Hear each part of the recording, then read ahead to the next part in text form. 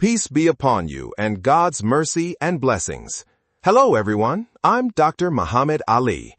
Today, God willing, we'll dive into Chapter 2, Part 1, focusing on measures of central tendency. Assalamu alaikum, Dr. Mohamed. It's great to be here. Central tendency sounds like a key concept for understanding data. What exactly does it mean? Exactly, Sarah. Think of it like finding the typical value in a data set. If we have a lot of data, we want to summarize it with a single number that represents the center. We'll cover the mean, median, and mode. So it's about finding a representative value. That makes sense. And I see your contact information here as well. Before we jump into calculations, let's quickly review summation notation. This symbol, sigma, S-I-G-M-A, is crucial. It simply means sum of. Ah, sigma. I've seen this before.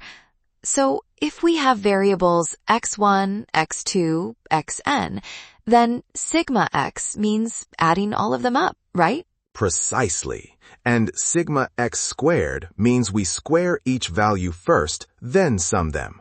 Whereas sigma x squared means we sum first, then square the total. It's all about the order of operations. Oh, that's an important distinction. The parentheses really change things.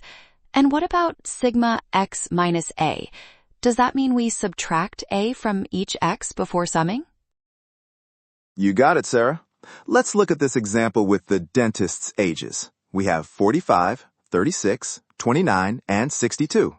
For sigma x, we just add them. 45 plus 36 plus 29 plus 62 equals 172. Okay, that's straightforward. Now for sigma x6, we do 45/6 plus 36/6 plus 29/6 plus 62/6, which is 39 plus 30 plus 23 plus 56 equals 148. Excellent. And for sigma x squared, we first sum x to get 172, then square it. 172 squared equals 29,584. And finally, for sigma x squared, we'd square each age first. 45 squared plus 36 squared plus 29 squared plus 62 squared, which is 2,025 plus 1,296 plus 841 plus 3,844 equals 8,006. This notation is powerful. Indeed it is. Now let's move to our first measure of central tendency for ungrouped data, the mean. For ungrouped data, the mean is simply the sum of all values divided by their number. That's an excellent point. While the concept is similar, the distinction is crucial. The calculation remains the same, sum of values divided by the number.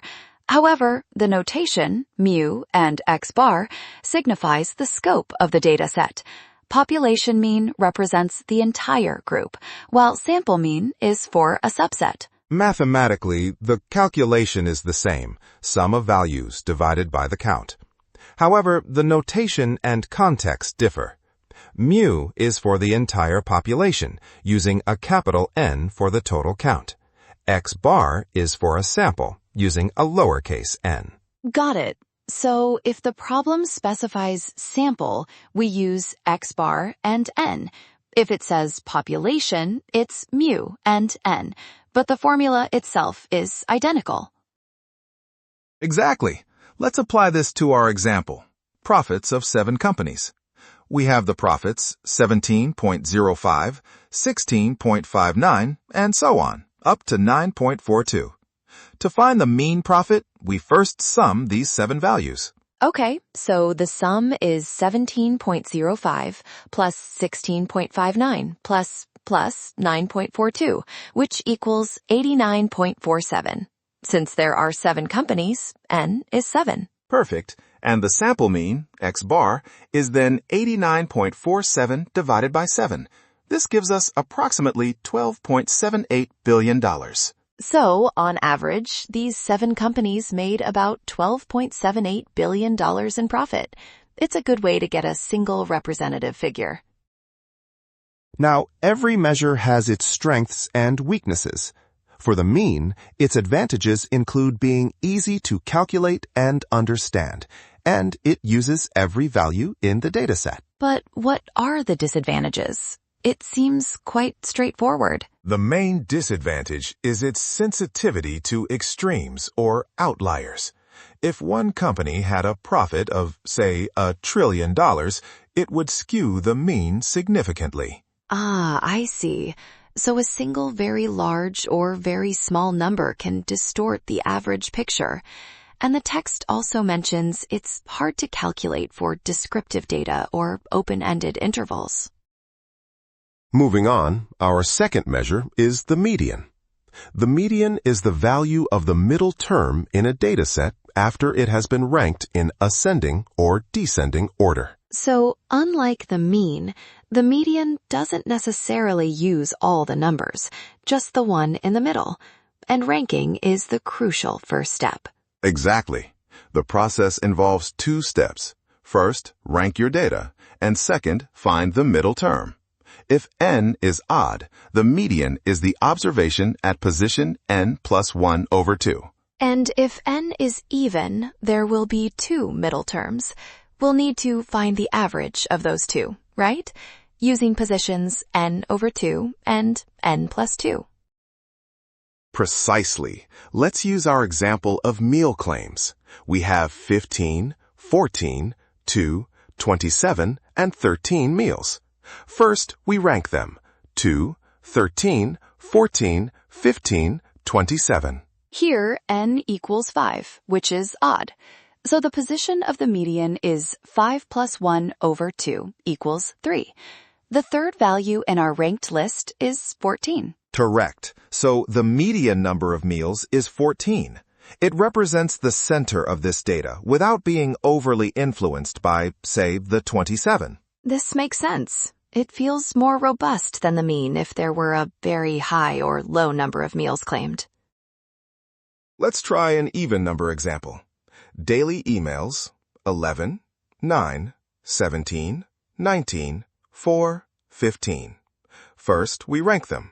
4, 9, 11, 15, 17, 19. Here, n equals 6, which is even.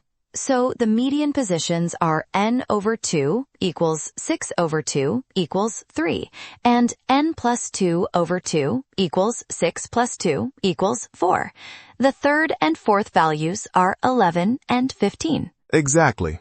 To find the median, we take the average of these 2 middle values, 11 plus 15 divided by 2. So the median number of daily emails is 13 requests. That feels like a good summary for that week. Now, let's consider the merits and demerits of the median. A big advantage is that it's easy to compute and understand, and, crucially, it's not affected by extreme values. That's a significant advantage over the mean. So if we had those outlier numbers, the median would still give a more stable representation of the center. Indeed. A disadvantage is that it doesn't account for all values. It only depends on the middle 1 or 2. Also, it can be difficult to calculate with nominal data, where order isn't meaningful. And sometimes the calculated median might not even be an actual value present in the original dataset, especially with even n. Our third measure of central tendency is the mode. The mode is simply the value that appears most frequently in a dataset. It's the most common value. So we just look for the number that repeats the most. What if no number repeats? If no number repeats, then there is no mode. If only one value has the greatest frequency, it's unimodal. If 2 values share the highest frequency, it's bimodal. More than 2, it's multimodal. Does that mean we can have multiple modes for a single dataset? Absolutely. Let's look at these examples. For A, 2, 3, 3, 7, 6, the mode is 3, as it appears twice. This is unimodal. For B, 3, 3, 5, 5, 9, 8, 3, 5, Both 3 and 5 appear 3 times, so the modes are 3 and 5. That's bimodal. Correct. For C, 4, 4, 16, 21, 21, 21, 16, the number 21 appears 3 times, which is the highest frequency, so the mode is 21. And for D, 3, 5, 4, 8, 6, 12, no number repeats, so there is no mode. Simple enough. Let's touch upon the merits and demerits of the mode.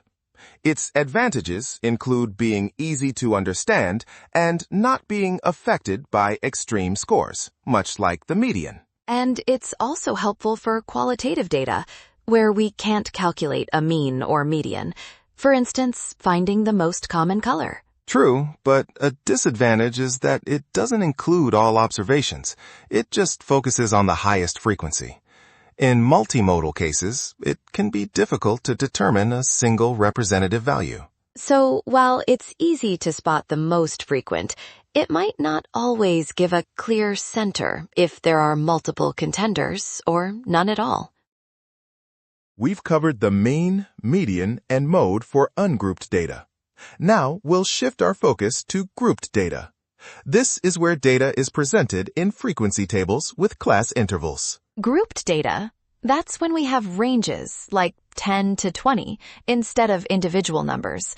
How do the calculations change then? That's the key question, Sarah.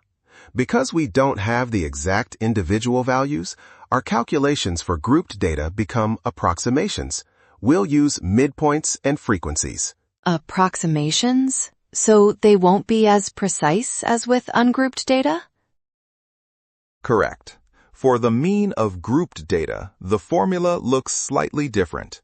For population data, it's mu equals sigma mf by n. For sample data, it's x bar equals sigma mf by n. Ah, I see M and F. So M must be the midpoint of each class, and F is the frequency of that class. You've got it.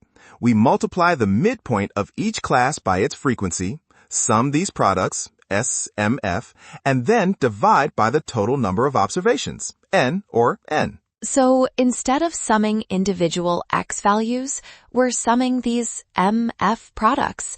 It's like a weighted average based on the class midpoints. Precisely. To calculate the mean for grouped data, we follow these steps. First, find the midpoint, M, of each class. Okay, midpoint calculation. Add the lower and upper limits and divide by 2. Second, multiply these midpoints by their corresponding frequencies, F, to get MF. Third, sum all these MF products, sigma MF. This gives us an approximation of the sum of all values. And fourth, divide that sum, sigma MF, by the total number of observations, n or n, to get the approximate mean. Let's apply this to example 8. We have leaf widths and their frequencies. For the 2-3 centimeter class, the midpoint M is 2.5. The frequency F is 8. So MF equals 2.5 times 8 equals 20. For the next class, 3-4 centimeters, M equals 3.5, F equals 6. So MF equals 3.5 times 6 equals 21. Then 4.5 centimeters, M equals 4.5, F equals 4.5 times 4 equals 18. And 5.6 centimeters, M equals 5.5, F equals 2, M equals 5.5 times 2 equals 11. Excellent calculations. Now we sum the MF column. 20 plus 21 plus 18 plus 11 equals 70. This is sigma MF. We also sum the frequencies. 8 plus 6 plus 4 plus 2 equals 20. This is n. So the mean is sigma MF over n equals 70 over 20 equals 3.5 centimeters. That's the approximate average leaf width. Now, let's tackle the median for frequency distribution data. The formula looks a bit more complex, but it's systematic. It involves the lower limit of the median class, the cumulative frequency, and the class length. I see lower limit for class, location of median, sum of freq at this class, main freq at this class, and length of class. It seems we first need to identify the median class. Exactly. We find the location of median by summing all frequencies and dividing by 2. For this example table, the total frequency is 90, so the median is at the 90 divided by 2 equals 45th position. And by looking at the cumulative frequencies, we see that the 45th position falls within the less than 60 group, which corresponds to the 50-60 class interval. So the median class is 50-60. Yes, Sarah. So the lower limit of our median class, 50-60, is 50. The location of the median is 45. The sum of frequencies before this class is 10 plus 30 equals 40.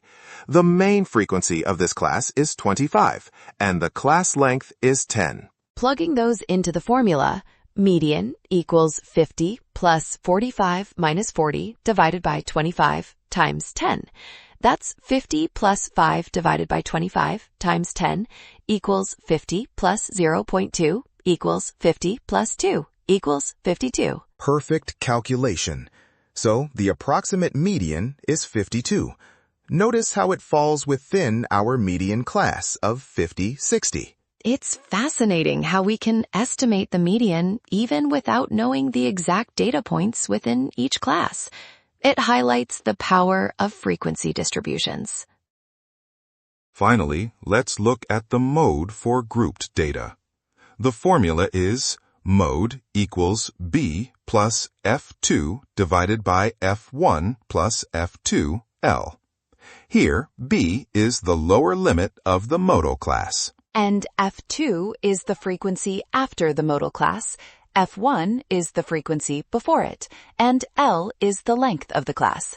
So we first need to find the class with the highest frequency. Exactly.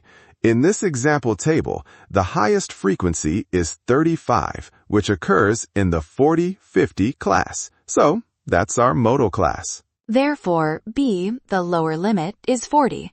F1, frequency before, is 10. F2, frequency after, is 25. And L, class length, is 10. Now, let's plug those values into our mode formula. Mode equals 40 plus 25 divided by 10 plus 25 times 10. So that's 40 plus 25 over 35, 10, which is 40 plus approximately 0.714 times 10, equals 40 plus 7.14. Giving us a mode of approximately 47.14. Again, this is an approximation because we're working with grouped data. It's amazing how these formulas allow us to estimate central tendencies even when we only have frequency distributions. It really shows the practical application of statistics. And that brings us to the end of our discussion on measures of central tendency for both ungrouped and grouped data. I hope this has been clear and helpful. Thank you so much, Dr. Mohamed. This was incredibly insightful, and I feel much more confident understanding how to calculate mean, median, and mode now. My pleasure, Sarah. Remember to practice with the exercises. If any questions arise, don't hesitate to ask. Good luck with your studies. Will do. Thanks again, and good luck to everyone listening.